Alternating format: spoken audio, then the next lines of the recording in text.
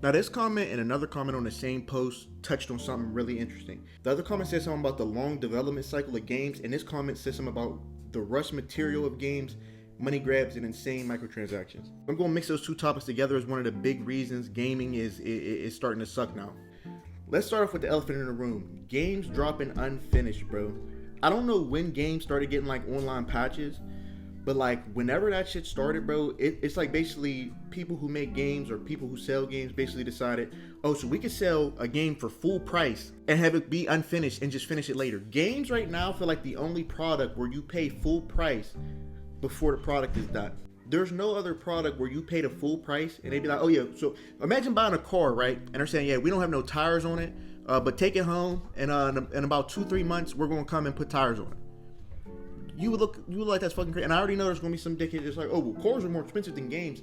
That's not the point, bro. And that type of mindset is exactly why this consumerism shit needs to die, bro. Because y'all motherfuckers are so okay with people just handing you anything. You'll just pay anything. Be like, oh, that's just the way it is. That's just the way it should be. Oh well, I don't care.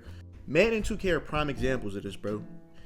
Look at a game like Dragon's Dogma 2. Now, Dragon's Dogma 2 didn't come out for 12 years, but it wasn't in development for 12 years. It was in development for about 5 years, right? To make that game, and even Dragon's Dogma 2 was a little disappointing, but just that amount of time, it took 5 years to make that game. Madden 2K come out every single year, gang, and y'all pay full price for it. Mind you, Dragon's Dogma 2 took 5 years, and everything in that game took 5 years. That game came out at $70.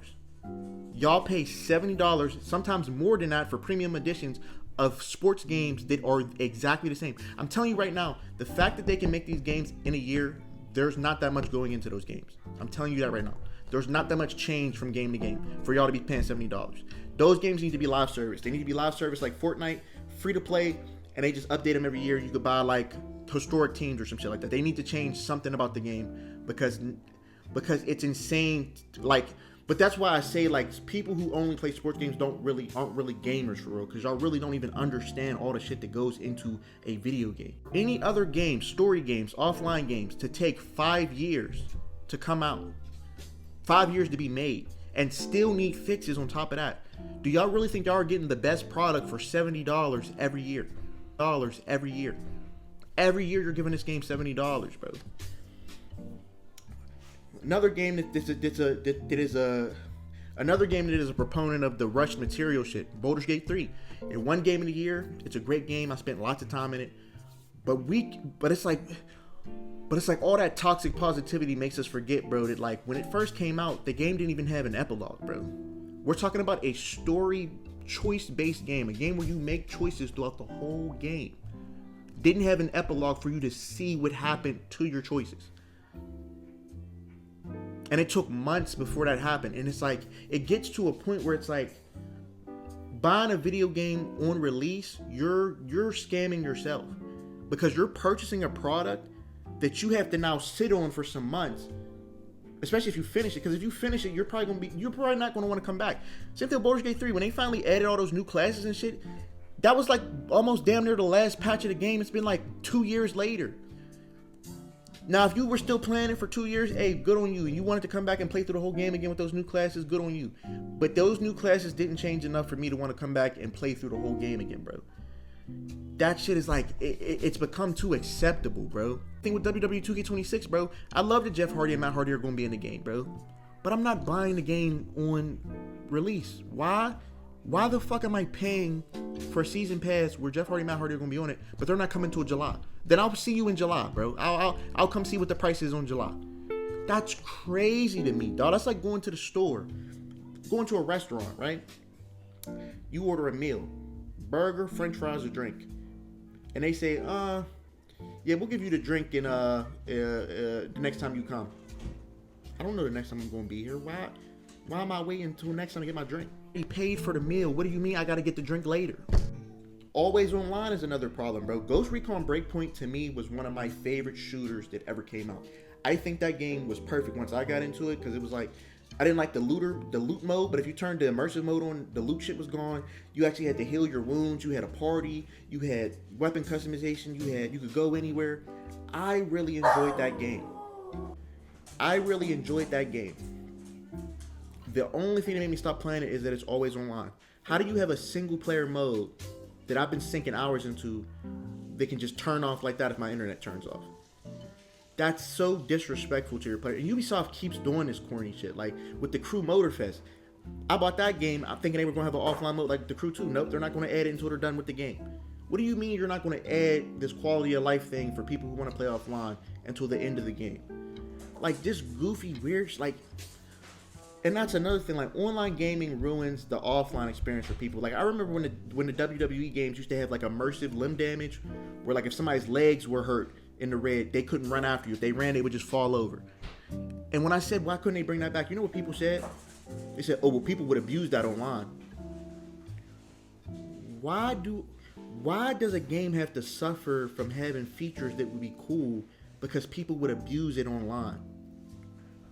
This is what I mean by like why gaming has started to go down the shitter, bro. And that's why like couch co-op needs to come back. There needs to be more couch co-op games. Dragon's Dogma 2 should have let you make like another companion to run around the world with your friend.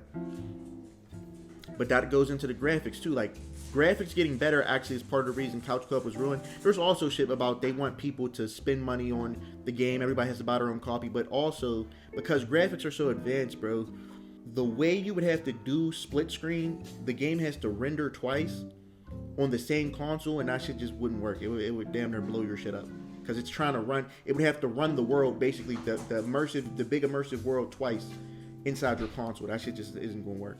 But specifically, the waiting for update shit after you already paid full price is ridiculous, and it should be like almost a form of false advertisement because they'll advertise all these things they plan on doing in the game, but make it sound like it's already in the game. You buy it and they're like, "Oh, coming soon in December of next year." I bought the game this year, bro. What are we talking about? I don't got time for that, bro. That shit is crazy, bro. I don't know what particular thing to blame it on. DLC, microtransactions too, bro. Microtransactions are out of pocket right now, bro. Especially in 2K, bro. 2K will have you buy the $150 version to get VC and have all this cool shit, and then you get in the game, bro. And that's still not enough. They still want you to buy more VC. They make the game so unfun without buying VC. They already then took like $150 off you. And it's not just your $150, bro. $100 between 10 people is $1,000. Imagine how much money 2K makes selling these editions to people and how many people buy these editions. Order with your bed. Like I get it, you want to feel like you're a big baller, everybody else is broke because they can't afford the game edition you got and they can't afford microtransactions and all this. You're a consumer, gang. You're a consumer. Understand that, bro. Understand that mindset is what they want you to have, bro. So you just mindlessly buy shit. That's why streaming is popping off so much. That's why so many like physical stores are closing down, because they want you to just consume, bro. Don't think about what you want to buy. Don't think we'll tell you what you want to buy. That's why the shit where they show you advertisements is crazy, bro. Advertisements that are targeted specifically at you and what you look at and what you buy, because they're telling you, dog, don't think about nothing. We'll do everything for you. Just give us that money. Go to work, mindlessly make that money, and we'll give you shit. There's no room to be creative. Don't use your imagination. Just spend. Just spend, and you're better than other people because you spend. I'm telling you, bro. And gaming isn't the only thing that this is affecting. Gaming is just one of the small things that this is going to take over everything, bro. And once it takes over everything, I don't want to hear nobody complaining about it, bro, because we could have stopped this sooner. But what do you guys think about the situation with gaming right now? It's your boy Hard Diggity Doggo, and I'm out. Peace.